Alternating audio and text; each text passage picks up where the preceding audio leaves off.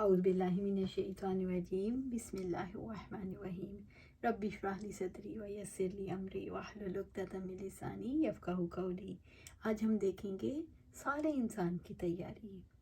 Parenting, تربیت اولاد کے اس سیشن میں ہم کچھ خاص چیزیں دیکھیں گے تاکہ تربیت کے بارے میں ذہن کلیئر ہو جائے۔ تربیت کا جو مفہوم ہماری زبان میں سمجھا جاتا ہے، اصلاً اس کا مفہوم اس سے بالکل مختلف ہے۔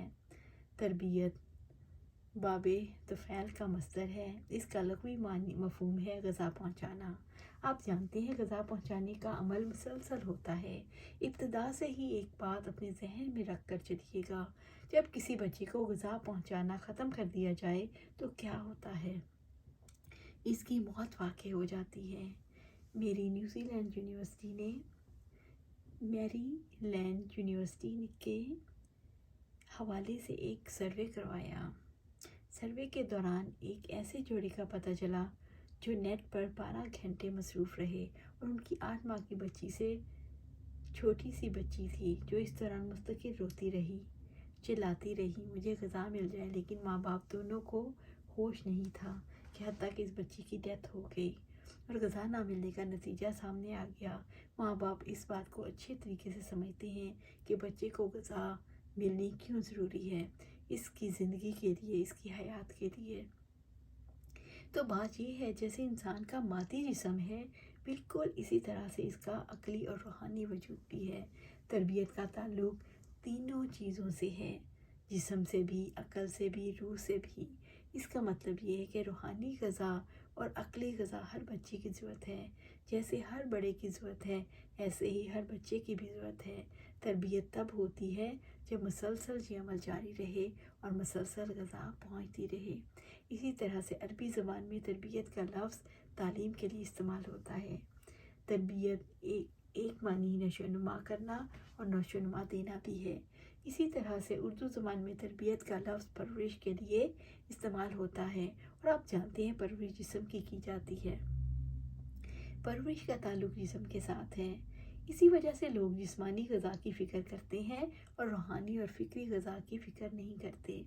اس کا اصطلاحی مفہوم یہ ہے کہ مخصوص اصولوں کی بنیاد پر انسان کی روحانی، فکری، عقلی، معاشرتی، معاشی، اخلاقی، جذباتی اور نفسیاتی تربیت کرنا۔ اس لحاظ سے تربیت کا تعلق بنیادی طور پر عملی رہنمائی سے ہے۔ جب ہم نبی صلی اللہ علیہ وسلم کی بعثت کے مقاصد دیکھتے ہیں تو 4 مقاصد ہیں جو قرآن حکیم میں بیان کیے گئے۔ لقد من اللہ علی المؤمنین اذ بعث فیہم رسولا من انفسہم یتلو علیہم آیاتہ ویزکیہم ویعلمہم الکتاب والحکمہ۔ بلا شبہ اللہ تعالیٰ نے ایمان والوں پر یقیناً احسان فرمایا کہ جب انہی میں سے ایک رسول میں مبعوث فرمایا جو انہیں اللہ تعالیٰ کی آیات پڑھ کر سناتا ہے اور انہیں پاک کرتا ہے، انہیں کتاب و حکمت کی تعلیم دیتا ہے۔ سورۃ آل عمران آیہ 164۔ یہ 4 مقاصد ہیں: تلاوت آیات، تعلیم کتاب، تعلیم حکمت اور تزکیہ نفس۔ آپ صلی اللہ علیہ وسلم نے اپنی نبوت کے مقاصد کو بیان کرتے ہوئے فرمایا، میں تو مکارم اخلاق کی تکمیل کے لیے مبعوث کیا گیا ہوں، یعنی میری بعثت کا مقصد اخلاقی تربیت ہے۔ اخلاقی اصول ہر جگہ پر ہوتے ہیں، معاش میں بھی، معاشیت میں بھی، معاشرت اور انسان کی زندگی کے ہر پہلو سے متعلق اخلاقی اصول ہوتے ہیں۔ بنیادی طور پر جس چیز کو سمجھنے کی ضرورت ہے وہ یہ کہ انسان جسم بھی رکھتا ہے اور روح اور عقل بھی۔ تربیت کرنے والے کا اصل کام یہ ہے کہ توازن قائم کرے، یعنی ایسا نہ ہو کہ صرف جسمانی تقاضے پورے ہوں اور روحانی اور عقلی تقاضے پورے نہ ہوں، یا یہ کہ صرف روحانی تقاضے پورے ہوں اور جسمانی تقاضے پورے نہ ہوں۔ توازن ضروری ہے، اور اس کے لیے آپ زندگی میں جو رہنمائی لینا چاہیں وہ آپ کو محمد صلی اللہ علیہ وسلم سے ملے گی۔ لقد کان لکم فی رسول اللہ اسوۃ حسنہ۔ بلا شبہ یقیناً تمہارے لیے رسول اللہ صلی اللہ علیہ وسلم کی زندگی میں بہترین نمونہ ہے۔ سورۃ الاحزاب آیہ 21۔ آج بھی اور آئندہ بھی اصلاً کرنے والا کام یہ ہے، آپ اپنے بنیادی ماخذ یعنی قرآن و سنت سے ہدایات لینا سیکھ سکیں. یعنی جس میدان میں آپ کو کوئی الجھن ہے آپ نبی صلی اللہ علیہ وسلم کی تعلیمات سے فائدہ اٹھا سکتے ہیں. میں یہ چاہتی ہوں ان چند سیشنز میں آپ کو علمی اور عملی طور پر انشاءاللہ مدد کرنے کی کوشش ضرور کریں. آپ اپنی زندگی میں بھی کسی بھی میدان میں چلنا شروع ہو جائیں اور انشاءاللہ پھر بھاگیں گے بھی جب تحقیقات کریں گے اور عمل کریں گے. یاد رکھیے تربیت کا زیادہ تعلق عمل سے ہے، اور اگر عملی طور پر نہ کیا تو لفظ سہارا نہیں بن سکتے. لفظ آپ کی مدد تب کریں گے جب آپ عمل کریں گے، لیکن جب آپ عمل نہیں کرتے تو آپ تربیت نہیں کرتے. یہاں عمل سے مراد تربیت کا عمل ہے. اس کا مطلب یہ ہے کہ الفاظ کہیں آپ کے اندر ہی سسک کر دم نہ توڑ جائیں. اس وجہ سے آپ کو عملی طور پر سیکھنا ہے، اور اس کا طریقہ کار میں نے آپ کے سامنے رکھنا ہے. آپشن بہت ساری ہیں، لیکن آپ نے ابتدائی طور پر ایک بچہ کرنا ہے، خاندان، دوستوں یا ہمسایوں میں سے، یا اسکول کا بچہ. تربیت کا میدان عملی میدان ہے. عملی کوشش کریں گے تو آپ کے لیے بھی آسانی ہو جائے گی انشاءاللہ. سب سے اہم بات جو اس کورس کی روح ہے وہ یہ کہ تربیت کرنے کا مقصد کیا ہے. اللہ رب العزت نے نبی صلی اللہ علیہ وسلم کے توسط سے ہمیں مقصد سمجھایا. تربیت کا مقصد کیا ہے؟ صالح انسان کی تیاری. اسلام صالح انسان تیار کرنا چاہتا ہے. تربیت کرنے کا مقصد صالح انسان کی تیاری ہے. صالحیت کے بارے میں جاننا کتنا ضروری ہے. صالحیت کی بنیاد کیا ہے؟ صالحیت کا بیج کیسے ڈالا جائے تو وہ پھوٹتا ہے، اور اس سے کونپل بھی نکلتی ہے، اور اس کی جڑ زمین کے اندر جاتی ہے، اور کس طرح اس کی شاخیں نکلتی ہیں، اس کے اوپر پھول اور پھل لگتے ہیں.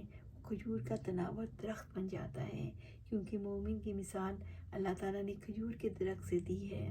قرآن حکیم میں رب العزت نے اس کو واضح فرمایا ہے. الم تر کیف ضرب اللہ مثلا کلمات طیبات کشجرۃ طیبہ اصلها ثابت وفرعها فی السماء. کیا آپ نے نہیں دیکھا؟ اللہ تعالیٰ نے پاکیزہ کلمے کی مثال کیسے بیان کی؟ ایک پاکیزہ درخت کی طرح جس کی جڑ مضبوط ہے اور اس کی شاخیں آسمان میں ہیں. سورۃ ابراہیم. کون سی جڑ مضبوط ہوتی ہے؟ جو زیادہ گہری ہو وہ مضبوط ہوتی ہے. اس کی شاخیں آسمان تک پھیلی ہوئی ہوں. یعنی صالح انسان کا کردار اتنا اعلیٰ ہے کہ شاخیں آسمان تک پھیلی ہوئی ہیں. کھجور کے درخت کا پھل کہاں لگتا ہے؟ شاخوں کے درمیان میں، جیسے اللہ پاک اس کو لگاتے ہیں. ان گھابوں میں کتنی خوبصورتی ہے جن کے اندر کھجور کے خوشے اور پھر ان کے اندر کھجوریں لگتی ہیں. الحمدللہ. زندگی میں کھجور کے درخت کی مثال ضرور سامنے رکھیے اور اس کو ڈرا بھی ضرور کریں، اور پھر یہ بھی دیکھیں کہ جڑ کیا ہے، اس کو کیسے مضبوط کیا جا سکتا ہے. جب آپ اس کو سمجھ لیں گے تو مضبوط جڑ بنانی آ جائے گی انشاءاللہ. آپ ڈرا کریں گے اس کا تنا کتنا مضبوط اور بلند ہے، اور پھر اس کی شاخیں کیسی ہیں، اور اس پر لگنے والا پھل کیسا ہے. انسان حیرت زدہ رہ جاتا ہے. مٹی سے اتنی قیمتی اور اتنا ہی عمدہ کھجور بنتی ہے جو مکمل غذا ہے. تو تربیت کا مقصد کتنا عظیم ہے، یعنی سارے انسان کی تیاری. ایک دلچسپ بات شیئر کرنا چاہتی ہوں، ماں باپ کے لیے بھی اور جو بھی ماں باپ نہیں بنے ان کے لیے بھی. جو انسان کسی کی تربیت کرتا ہے اس کو پہلے خود ٹھیک ہونا پڑتا ہے. سب سے زیادہ نفع اپنی ذات کو ہوتا ہے. وہ کام جو آپ کہتے ہیں ہم کر نہیں پا رہے وہ بہت تیزی سے ہونا شروع ہو جائے گا جب آپ ذمہ دار رسپانسیبل ہو جائیں گے، جب ذمہ داری قبول کریں گے انشاءاللہ. اسلام ہمیں یہ بتاتا ہے دل میں ایمان اور تقوی کا بیج بونا ہے. تقوی بہت اہمیت کا حامل ہے. زندگی کی ساری مایوسیوں کا جواب تقوی ہے. تقوی دراصل امید باندھنا ہے، اللہ تعالیٰ سے ثواب کی امید رکھ کر اس کی اطاعت کرنا ہے. دوسری چیز خوف ہے، جو اللہ تعالیٰ کے عذاب کے خوف سے اور اس کے روکے سے رک جانا تقوی ہے. اصلاً ایک ننھا بچہ ہو بالکل نوزائیدہ، اس کے دل میں بھی ایک ایمان کا بیج بونا ہے. ہم طریقے دیکھیں گے کہ کس طرح ایمان کا بیج بویا جاتا ہے. اس کے دل میں بھی تقوی کا بیج بونا ہے. اور ایک نوجوان ہے یا بوڑھا ہے تو کام تو ایک ہی ہے تربیت کا. دل میں ایمان کا بیج بونا ہے. جس نے دعوت اللہ کا کام کرنا ہے اس نے دراصل کاشتکاری کرنی ہے۔ یہ بات ضرور ذہن میں رکھیے گا، کاشتکاری کرنی ہے، اللہ پاک نے مثال دی ہے۔ انشاءاللہ اس کی مثال کل دیکھیں گے، سورۃ فتح میں ہے۔ اللہ سبحانہ تعالیٰ سے دعا ہے کہ ہم صالح انسان کی تیاری کریں، سب سے پہلے ہم خود بنیں، اور جیسے جیسے اپنی اولاد کو صالح انسان بنانے کی تیاری کرتے ہیں تو اپنے آپ کو بھی فکس کرتے چلے جائیں۔ اللہ سبحانہ تعالیٰ ہمیں سب کو مل کر یہ کام کرنے کی توفیق دے اور اس میں استقامت دے، آمین یا رب العالمین۔